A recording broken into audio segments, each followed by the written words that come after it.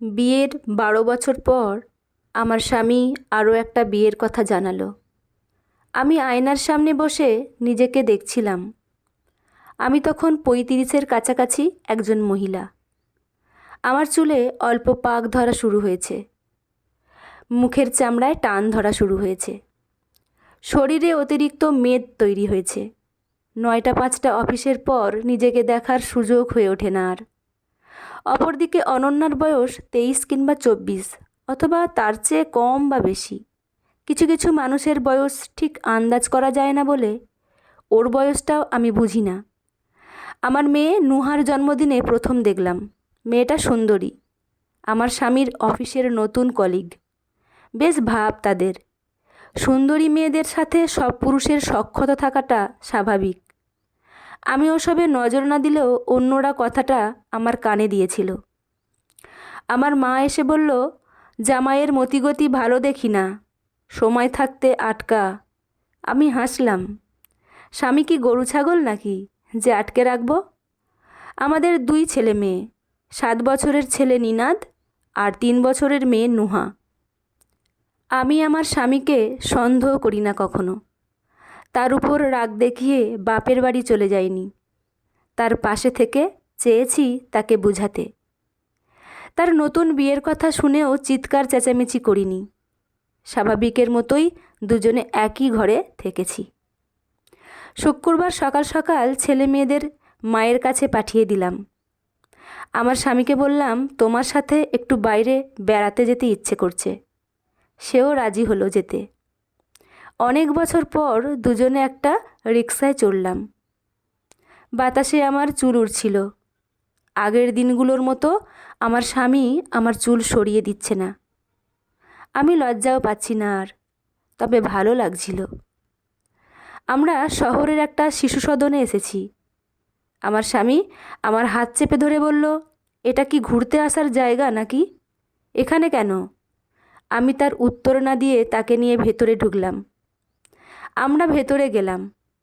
Office রুমে অনুমতি নিয়ে ভেতরের সবগুলো বাচ্চাদের থাকার জায়গাগুলো দেখলাম। আমার স্বামীকে বললাম, নিনাদ আর নুহার থাকার জন্য আজকেই ব্যবস্থা করে যাব নাকি পরে একদিন আসব? তুমি কি পাগল হয়েছ? ওরা এখানে কেন থাকবে? এখানে তো অনাথ বাচ্চারা থাকে। আমাদের ছেলেমেয়েরা কি অনাথ নাকি? তুমি আর একটা বিয়ে করলে আমি কি বিয়ে না করে বাচ্চাদের নিয়ে থাকব? আমার বিয়ে হলে আমার স্বামী কিংবা তোমার বউ নিশ্চয়ই আমাদের বাচ্চাদের দেখবে না। তাই আগেই ব্যবস্থা করে যাওয়া ভালো। ভেতরের পরিবেশ তো দেখলেই, বাসায় গিয়ে জানাবে।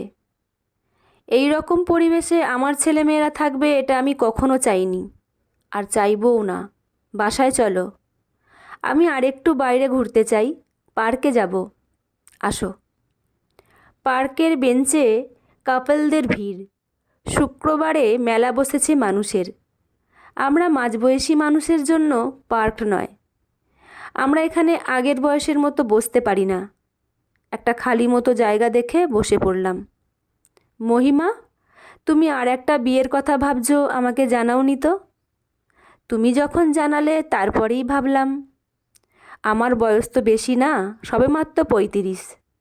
এখন বিয়ে করলে তাও সমাজ মানবে, পরে আর মানবে না। বাকি জীবন একা থাকা যায় নাকি? তাই ভাবলাম। তুমি সত্যিই চাও আমাদের ছেলেমেয়েরা শিশু সদনে থাকুক? ওরা আমার কাছে থাকবে। আমি অনন্যাকে সব বলবো। অনন্যা তার নতুন সংসারে আমাদের ছেলে মেয়েদের নিয়ে থাকবে বলে আমার মনে হয় না। আর ছেলেমেয়েরা আমাকেই মা হিসাবে চেনে। তারা অন্য কাউকে গ্রহণ করতে পারবে বলে মনে হয় না। এতে ওদের মনের উপর চাপ পড়বে। তার চেয়ে ওদের কথা মাথা থেকে বাদ দিয়ে চলো দুজনে নতুন সংসার নিয়ে ভাবি। তুমি কি পাগল হয়ে গেছো? কী সব ভাবছো তুমি? ওই যে বাচ্চা মেয়েটাকে দেখো, ফুল বিক্রি করছে। আমাদের ছেলে মেয়েরাও একদিন এসব করবে। বাবা নতুন বিয়ে করবে, মা নতুন বিয়ে করবে। ওরা এই রাস্তাঘাটে থেকেই মানুষ হবে। বাবা বিয়ে করে আলাদা সংসারে থাকলে মা একা ছেলে মেয়েদের মানুষ করতে পারে, তবে এই ছেলে মেয়েদের মানসিক কষ্ট তো কম হয় না।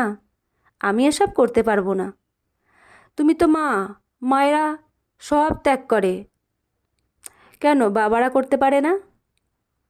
আমার স্বামী সেদিন চুপ ছিল। আমি তাকে আর প্রশ্ন করিনি, শুধু বলেছিলাম সময় নাও, আমাকে জানাও। তারপর বিয়ের 30 বছর পার হলো। আমার স্বামী আর দ্বিতীয় বিয়ের কথা বলেনি। আমার বয়স বাড়ছে, কিন্তু কোনো প্রসাধনী দিয়ে স্বামীকে আটকে রাখার চেষ্টা করিনি। তাকে শুধু বুঝিয়েছিলাম আমরা এখন চাইলেও অনেক কিছু পারি না বা পারবো না। আমরা বাবা মা, আমাদের সন্তানেরা আল্লাহর দেয়া আমানত।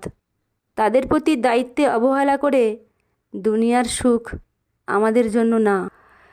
গল্পটি এখানেই সমাপ্ত। গল্পটি কেমন হয়েছে জানাতে ভুলবেন না। কলমে ইশরাত ইমু, পাঠে আমি রিমি। দেখা হচ্ছে পরের গল্পে। ধন্যবাদ।